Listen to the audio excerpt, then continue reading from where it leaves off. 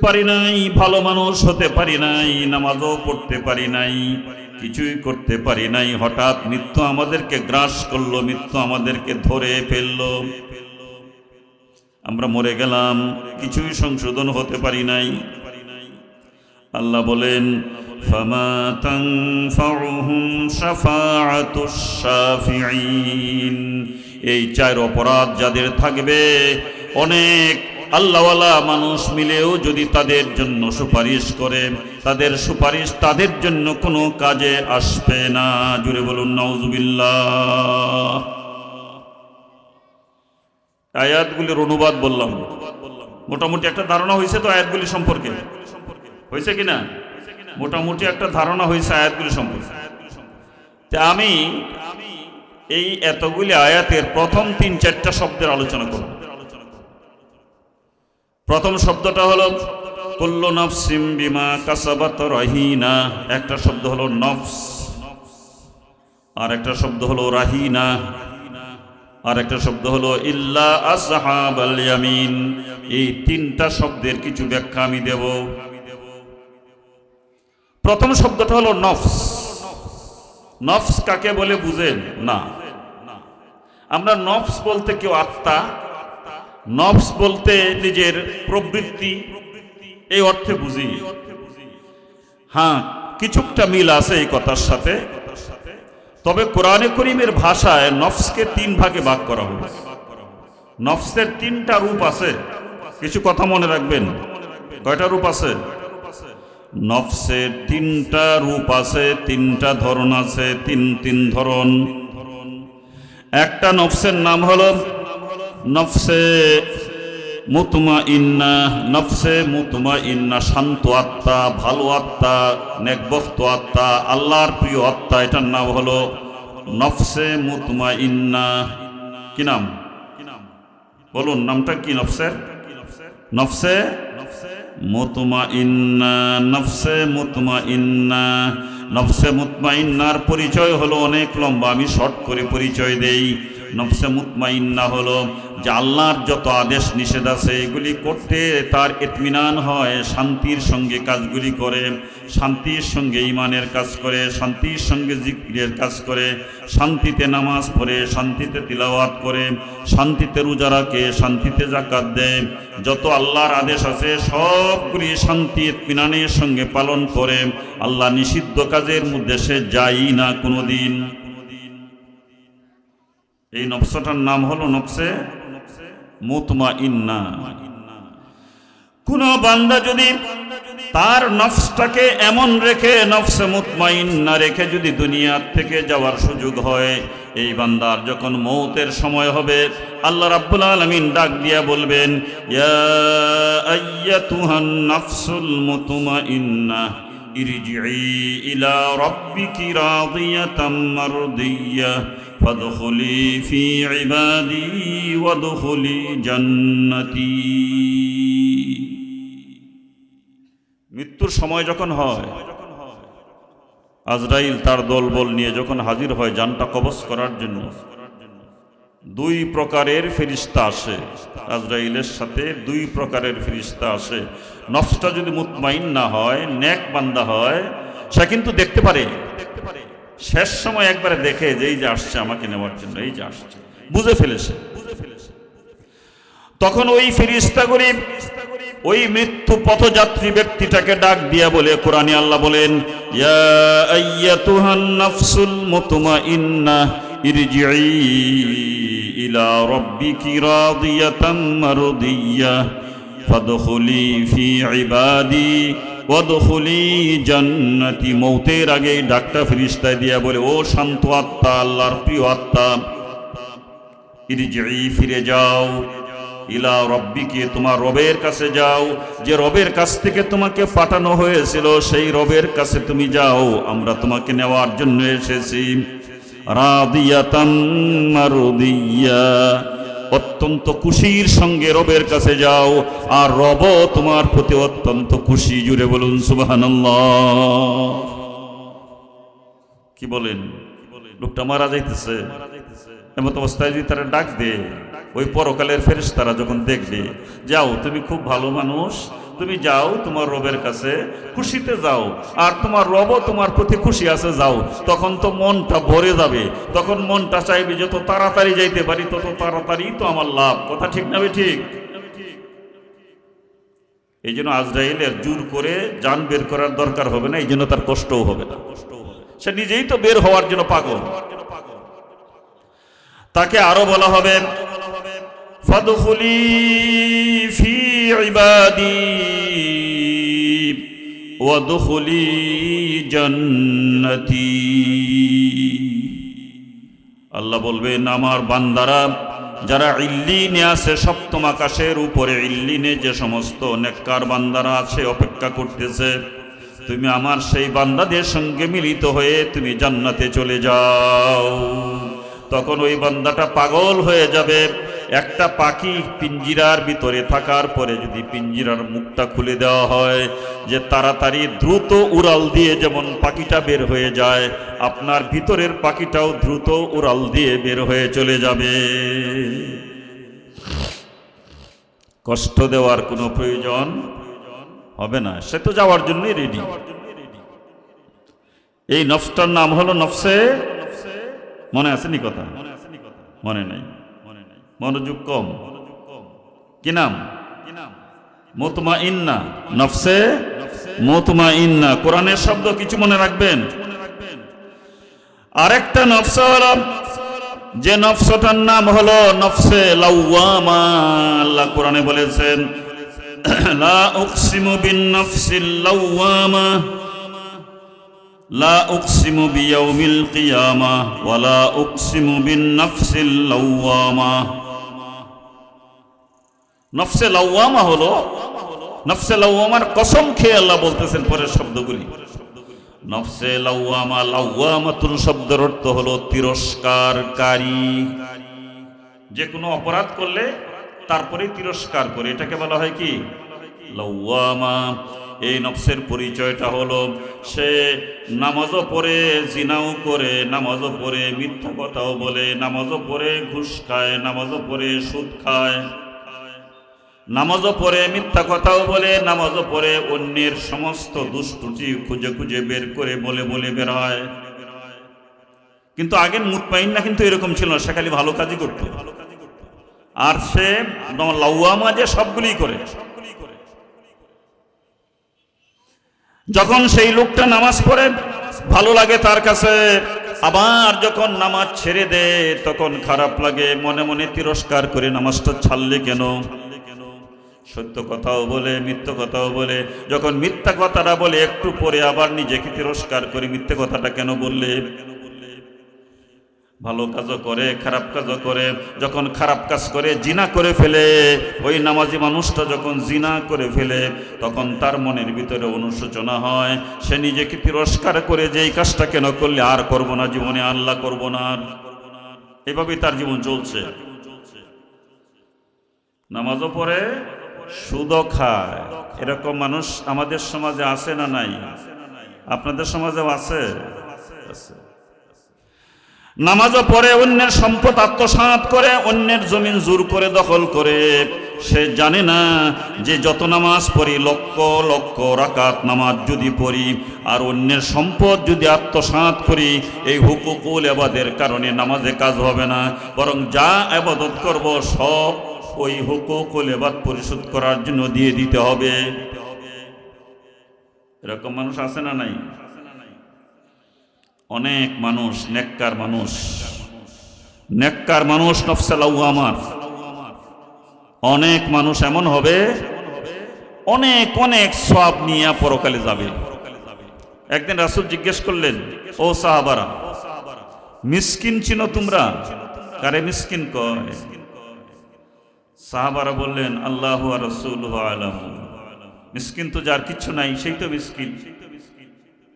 আল্লাহ রাসূল বললেন, শোনো, মিসকিন হলো সেই ব্যক্তিটা যে নামাজ পড়েছে, রোজা রেখেছে, হজ করেছে, যাকাত দিয়েছে, সমস্ত ভালো কাজ করেছে, অন্যদিকে আবার অন্যের টাকা ঠকিয়েছে, অন্যের পয়সা ঠকিয়েছে, জমিন জোর করে দখল করেছে, আত্মসাৎ করেছে, হুকুকুল ইবাদ নষ্ট করেছে। এমত অবস্থায় যখন কিয়ামতের দিন যাবে, তার সমস্ত এই ঋণ পরিশোধ করার জন্য সব আমল দিতে দিতে দিতে দিতে একবারে খালি হাত হয়ে যাবে। এর নাম হলো মিসকিন। ওই আমল করার পরেও খালি হস্তে সে শূন্য হস্তে জাহান্নামে যাবে। বলুন নাউজুবিল্লাহ। জাহান্নামে রওনা দিবে। পাওনাদার বলবে যে তোমার কাছে যে আমি টাকা পাইতাম 10,000 মনে আছে, দিসলা না যে? তোমার কাছে যে আমি ওয়ারিশ পাইতাম মনে আছে, দিসলা না যে? সে বলবে যে হ্যাঁ ঠিকই তো, তুমি তো আমার কাছে পাও, তবে এখন আমি কি করব, যে আমারটা দেও। যে না, আমার তো দেওয়ার কিচ্ছু নাই, এখানে তো জমিও আনি নাই, টাকাও আনি নাই, কি দিয়ে তোমার ঋণ পরিশোধ করব? ওই ব্যক্তি বলবে যে আমি এটা মানি না, তুমি আমার এটা দিতেই হবে, দিতেই হবে। এখানে টাকাও চলে না, জমিও চলে না, এখানে চলে আমল। তুমি যে আমল করেছো সেই আমল দিয়া আমার পাওনা পরিশোধ করো, আমার ওয়ারিশ পরিশোধ করে তারপরে তুমি জান্নাতে যাও। লোকটা জান্নাতি হয়ে গিয়েছিল তার আমলের দ্বারা। তারপরে সে দিতে বাধ্য হয়ে দিতেই হবে। তার দিয়ে দিবে, আরেকজন আসবে তাকে দিবে, আরেকজন আসবে তাকে দিবে, আরেকজন আসবে তাকে দিবে, দিতে দিতে সব শেষ হয়ে যাবে। রাসূল বলেন এখনো পাওনাদার বাকি, বলবে যে আমারটা দেও। যা কামাই করছিল সব শেষ, পাওনাদার এখনো বাকি। পাওনাদার ছাড়বে না, ওইটা ছাড়ার জায়গা না। পাওনাদার বলবে আমি ছাড়বো না। তোমার যদি দেওয়ার মতো কোনো আমল যদি না থাকে তাহলে শোনো, আমার অনেক গুনাহ, যে গুনার কারণে আমি জাহান্নামী হয়ে গিয়েছি, আমার কিছু গুনাহ তুমি বহন করে আমার পাওনাটাকে পরিশোধ করো। আগে দিবে তারপরে নিবে, আগে সব দিবে তারপরে গুনাহ নিবে। লোকটা আগে জান্নাতি ছিল, তারপরে দিয়া নিতে নিতে জাহান্নামী হয়ে যাবে। এই ব্যক্তি হলো সবচেয়ে মিসকিন, সর্বহারা, যার কিচ্ছুই থাকবে না। রাসূল বলেন এই লোকটা হলো পরকালে সর্বহারা। এটা নফসে লাওয়ামা যারা, তাদের মধ্যে বেশি হবে। খুব সাবধান, খুবই সাবধান। আর একটা নফসের নাম হলো নফসে আম্মারা। কয়টা হইল নফস? মানে আছে? নাম বলতে পারবেন সবটির? একটা নফসে মুতমাইন্না, ভালোটা। তারপরে ভালো মন্দ মিশ্রিত যেটা, এটার নাম হলো নফসে লাওয়ামা। আর একটা হলো নফসে আম্মারা, যেটা কোনো ভালো কাজ করে না, খালি খারাপই করে। জীবনেও মসজিদে যায় না, জীবনেও নামাজ পড়ে না, জীবনেও রোজা রাখে না, সারা রাত্র গান শুনে, গান দেখে, নাটক দেখে। তারপরে যদি পায় জিনা করে, যদি পায় সে চুরি করে, যদি পায় ডাকাতি করে, যত খারাপ কাজ আছে খুন করে। এইটা হলো নফসে আম্মারা। কোরআনে কারীমের মধ্যে তিনটা শব্দ ব্যবহার হয়েছে। ওমা উবাররিউ নাফসি। হযরত ইউসুফ আলাইহিস সালাতু ওয়াস সালাম বলেন ওমা উবাররিউ নাফসি ইন্নান নাফসা লাআম্মারাতুম বিসসুই ইল্লা মা রাহিমা রাব্বি ইন্না রাব্বি গফুরুর রহিম। সূরা ইউসুফে হযরত ইউসুফ আলাইহিস সালাতু ওয়াস সালাম বলতেছেন, তিনি যখন এক নারীর চক্রান্ত থেকে, জিনা করার জন্য এক নারী হযরত ইউসুফ আলাইহিস সালামকে ডাকছিল, এর থেকে যখন বাঁচলেন, বেঁচে গেলেন, তখন তিনি এটা বলছিলেন ওমা উবাররিউ নাফসি, আমি নফস নিয়ে বাহাদুরি করি না, আল্লাহ মেহেরবানি করেছেন বলে আমি নফস দিয়ে বাঁচতে পেরেছি। ইন্নান নাফসা লাআম্মারাতুম বিসসু, আর নফস তো সবসময় আম্মারাতুম বিসসু, সবসময় খারাপ কাজেরই আদেশ করে। এটাকে শুধরাইতে হয়, ভালো বানাইতে হয়। তপস্যা, অধ্যবসায়, ত্যাগ, তিতিক্ষা, এগুলি দিয়া ওইটাকে ভালো বানাইতে হয়। হযরত ইউসুফ আলাইহিস সালাম বলেছিলেন এটা তখন এক সুন্দরী মহিলা হযরত ইউসুফ আলাইহিস সালামকে যখন ডাকলেন, কালাত হাই তালাক। কোরআনের ভাষায় ওই মহিলাটা বলেছিল, সুন্দরী মহিলা, যুবতী মহিলা, ইউসুফ আলাইহিস সালামকে বলেছিল কালাত হাই তালাক। হাই তালাক মানে ও ইউসুফ, আমি তোমাকে ভালোবাসি, তুমি আমাকে ব্যবহার করো, আমার জীবন যৌবন সব তোমাকে দিলাম, উজাড় করে দিলাম, আমি তোমার, তুমি আমাকে ব্যবহার করো। যখন হযরত ইউসুফ আলাইহিস সালামকে ওই সুন্দরী নারী এই কথাটা বলল, কোথায় বলল? সপ্তম তলায় নিয়ে। 1 2 3 4 5 6 7 7 তলায় নিয়া প্রত্যেকটা দরজায় তালা দিয়া, খালি ঘরে। কোন যুবক এরকম অবস্থার থেকে বাঁচাটা কি কঠিন না সহজ? একটু কঠিন না বেশি কঠিন? কোন সুন্দরী নারী যদি কোন যুবককে নিয়ে সপ্তম তলায় যায় আর সপ্তম তলার দরজা বন্ধ করে, তারপরে যদি বলে আমাকে ব্যবহার করো, কালা থাই তালা, তখন এই অবস্থার থেকে ওই যুবক এটা অস্বীকার করা, এটা কি সহজ না কঠিন? যুবকের জন্য তো কঠিন, বুড়ার জন্যও কঠিন, ঠিক না বেঠিক? হযরত ইউসুফ আলাইহিস সালামের যখন অবস্থাটা হইল, তিনি একটা চিৎকার দিলেন। চিৎকার দিয়ে শুধু বললেন, কালা মাআযাল্লাহ ইন্নাহু রাব্বি আহসানা মাসওয়ায়া, ইন্নাহু রাব্বি আহসানা মাসওয়ায়া, ইন্নাহু লা ইউফলিহুজ জালিমুন। তিনি আল্লাহকে ডাক দিয়ে বলেন, আল্লাহ, তুমি ছাড়া বাঁচানোর কেউ নাই, মাআযাল্লাহ, তোমার কাছে আমি আশ্রয় চাই, তুমি আমাকে এই অবস্থার থেকে বাঁচাও। চিৎকার দিয়ে হযরত ইউসুফ আলাইহিস সালাম বললেন। ওই যুবতী তো তার সঙ্গে কুকাম করার পুরাপুরি সিদ্ধান্ত নিয়েই গিয়েছিল। এটা কোরআনের ভাষায়, কোরআনে আল্লাহ বলতেছেন, ওয়ালাকাদ হাম্মাত বিহি, ওয়ালাকাদ হাম্মাত বিহি, এটার অর্থ হলো যে সে পুরা ইচ্ছা করে ফেলেছে। ও হাম্মা বিহা, ইউসুফ ইচ্ছা করতেন, লাউলা আররা বুরহান রাব্বিহি, আল্লাহর দলিল, আল্লাহর প্রমাণ যদি তিনি না দেখতেন তাহলে নফসের কাছে পরাজিতই হয়ে যেতেন। বুরহান রাব্বিহি যখন দেখলেন, আল্লাহর দলিল যখন দেখলেন, তখন দৌড় দিলেন দরজার দিকে। জোরে বলুন সুবহানাল্লাহ। দলিলটা কি? এটা তাফসীরের মধ্যে অনেক কথা আসছে। একটা কথা হলো যে ওই যুবতী নারীটা, ওই রুমের ভিতরে একটা মূর্তি ছিল পাথরের, এই মূর্তিটাকে কাপড় দিয়ে ঢাকতেছে। ইউসুফ জিজ্ঞাসা করলেন, কাপড় দিয়ে ঢাকো কেন? যে কাপড় দিয়ে ঢাকে, এটা আমাদের দেবী, এর সামনে কুকাম করা যাবে না, এই জন্য পাথর দিয়ে, এই কাপড় দিয়ে ঢাকতেছি মূর্তিটা। হযরত ইউসুফ আলাইহিস সালাম যখন এটা শুনলেন, তখন তিনি চিৎকার দিয়া বললেন, দেখো, তুমি তো তোমার প্রতিমাকে কাপড় দিয়া ডাকতে পেরেছো, কিন্তু আমার যিনি সৃষ্টিকর্তা তাকে তো কাপড় দিয়াও ডাকা যায় না, কিছু দিয়াই ডাকা যায় না, তিনাকে ডাকবো কিভাবে? তিনি তো দেখতেছে। কোন বর্ণনায় আসছে যে হযরত ইউসুফ আলাইহিস সালাতু ওয়াস সালাম তখন দেখলেন দেয়ালের মধ্যে লেখা আছে, ওয়ালা তাকরাবুজ জিনা ইন্নাহু কানা ফাহিশাতাও ওয়া সাআ সাবিলা, সাবধান, জিনার কাছেও যেও না, এটা একটা অত্যন্ত মন্দ কাজ। এটা দেখেই তিনি দৌড় দিলেন। কোন বর্ণনায় আসছে তখন হযরত ইউসুফ আলাইহিস সালাম দেখলেন তার বাবা হযরত ইয়াকুব আলাইহিস সালাম এই যে আঙ্গুলটা এরকম কামড় দিয়ে ইউসুফকে শাসন করতেছে। ইউসুফ দেখলেন, তখন ওই যুবতী রমণীর হাত থেকে বাঁচার জন্য তিনি দৌড় দিলেন দরজার দিকে।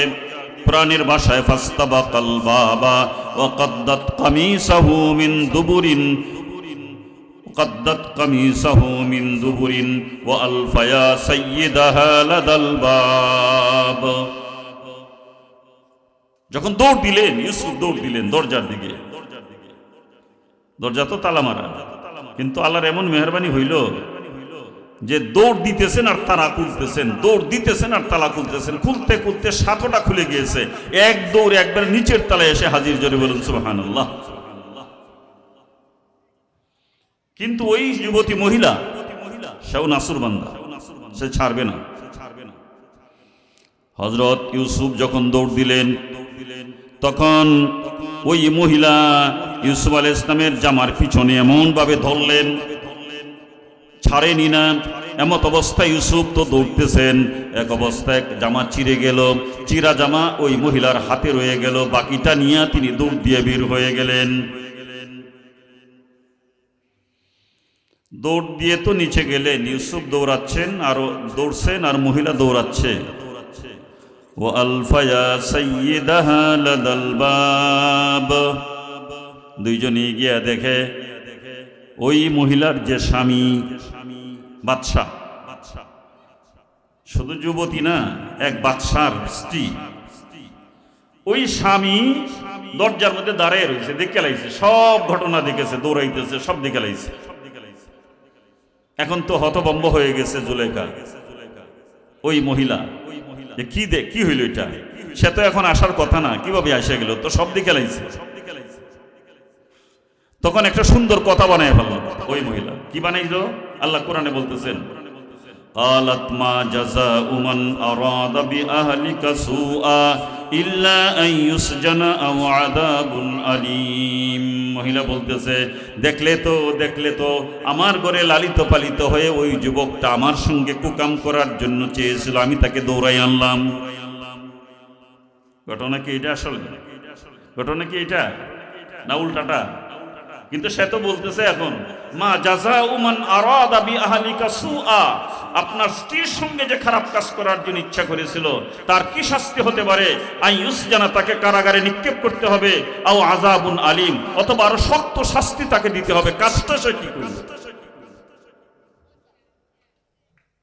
ইউসুফ তো হতবাক, কি বলবে? শুধু আত্মপক্ষ সমর্থন করে একটা কথা তিনি বলেছিলেন, কি? কালা হিয়া রাওয়াদাতনি আন নাফসি। কোরআনে বিস্তারিত আলোচনা করেছেন।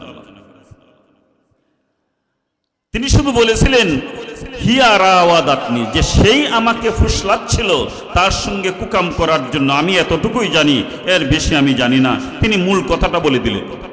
এখন তো ওই মহিলার স্বামী খুব চিন্তায় পড়ে গেছে, ইউসুফেরটা ঠিক না তার বিবিরটা ঠিক। বিবি বলতেছে হ্যাঁ আইছিল কুকাম করার জন্য, আর ইউসুফ বলতেছে হ্যাঁ আমাকে কুকাম করার জন্য নিয়ে গেছিল।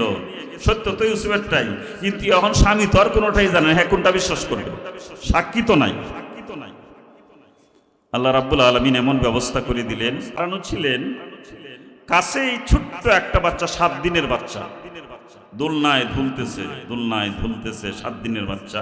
আর ওই বাচ্চাটাও আবার ওই যুবতী মহিলার বংশের, মামাতো ভাই অথবা খালাতো ভাই, ছোট্ট বাচ্চা দোলনায় দুলতেছে। ওই মহিলার স্বামী যখন চিন্তায় পড়ে গেলেন, কারটা বিশ্বাস করবেন? হঠাৎ আল্লাহর পক্ষ থেকে এই ছোট্ট বাচ্চা, 7 দিনের বাচ্চার জবান খুলে গেল। জুড়ে বলুন সুবহানাল্লাহ। ছোট্ট বাচ্চা দুলনাথ থেকে বলতে আরম্ভ করে দিল, ও শাহিদা শাহিদুম মিন আহলিহা ইন কানা কামিসুহু কুদ্দা মিন কুবুলিন ফাসাদাকাত ওয়া ইন কানা কুদ্দা মিন দুবুরিন ফাকাযাবাত ওয়া হুয়া মিনাস সাদিকিন। এক তো 7 দিনের বাচ্চা, আবার সেই মহিলার বংশের বাচ্চা, আবার এমন জাস্টিসপূর্ণ সাক্ষী দিল, যেটা এই ছোট বাচ্চা কেন অনেক বড় বুদ্ধিমান মানুষও দিতে পারে না, এমন একটা সাক্ষী সে দিল। কি সাক্ষীটা দিল? সাক্ষী দিল, আপনি দেখুন ইউসুফের জামা চিরা আছে কিনা আগে দেখুন। যদি জামা চিরা থাকে দেখুন সামনে চিরা না পিছনে চিরা। যদি সামনে চিরা হয়, ইনকানা কামিসুহু কুদ্দা মিন কুবুলিন, সামনে যদি চিরা হয় তাহলে তার সঙ্গে পাশাপাশি হয়েছে, জামা চিরে গেছে গা। তাইলে ইউসুফ মিথ্যাবাদী, আপনার বিবি সত্যবাদী। ওয়া ইনকানা কামিসুহু কুদ্দা মিন দুবুরিন, আর জামাটা যদি পিছনের দিক থেকে চিরা হয় তাহলে বোঝা গেল যে সে ভাগার জন্য দৌড় দিয়েছিল, তারপরে পিছনে ধরে ফেলেছে, তারপরে জামা চিরে গিয়েছে। দেখুন জামাটা চিরা আছে কিনা, আর কোন দিকে চিরা। যদি পিছনের দিকে চিরা হয় তাহলে ইউসুফ সত্যবাদী, আপনার বিবি মিথ্যাবাদী। সাক্ষীরা দিছে কে? সাক্ষী রেখে দিছে ছোট্ট বাচ্চা, 7 দিনের বাচ্চা, কেমন সাক্ষী দিয়ে বলছে। এবার তো বুঝতে আর বাকি নাই, ওই যুবতী মহিলার স্বামীর তো আর বুঝার বাকি নাই যে এটা আল্লাহর পক্ষ থেকে হয়েছে। আর তা না হলে ছোট বাচ্চা এত জাস্টিসপূর্ণ সাক্ষী কিভাবে দেয়। এরপরেও তিনি গেলেন দেখার জন্য। ফালাম্মা রাআ কামিসাহু কুদ্দা মিন দুবুরিন ক্বালা ইন্নাহু মিন কাইদিকুন ইন্না কাইদাকুন্না আযীম ইউসুফ আ'রিদ আন হাযা ওয়াস্তাগফিরি লিযামবিকি ইন্নাকি কুনতি মিনাল খাতিঈন।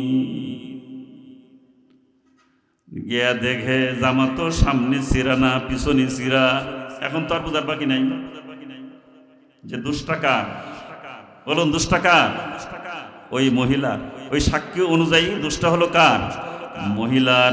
এবার তার বিবিকে ডাক দিয়া বলতেছে ওয়াস্তাগফিরি লিযামবিকি, বোঝার বাকি নাই তুমি দোষী, তুমি ক্ষমা প্রার্থী হও তোমার অপরাধের জন্য। ইন্নাকি কুনতি মিনাল খাতিঈন, তুমি দোষী, তুমি দোষী, তুমি দোষী, আমার বোঝার বাকি নাই।